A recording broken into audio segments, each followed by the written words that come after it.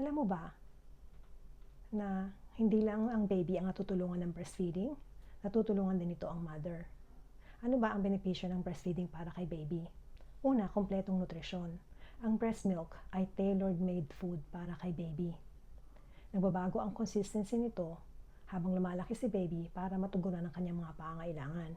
Pangalawa, pinoprotektahan nito ang baby sa mga ilang sakit katulad ng asthma, allergy, type 1 diabetes, ear infection, at pinaprevent din ito obesity, at pinaprevent din ito ang constipation.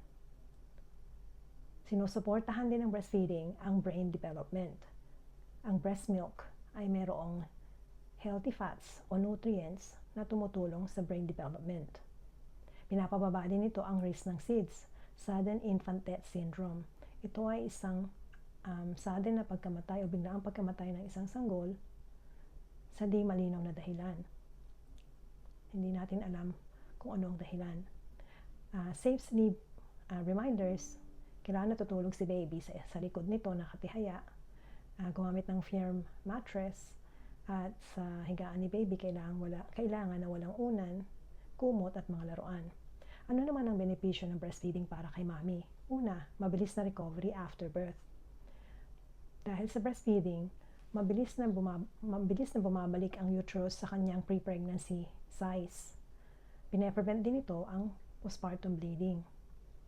Pinapababa rin ito ang risk ng mother sa ilang sakit katulad ng breast cancer, ovarian cancer at type 2 diabetes.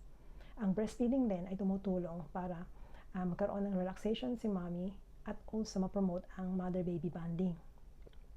Kapag nagbe-breastfeed si mommy, nagpuproduce siya ng oxytocin o yung love hormone na tumutulong para ma-reduce ang stress, ma-relax siya, at ma-promote ang bonding nila ni baby. At pang-apat, convenience at libre.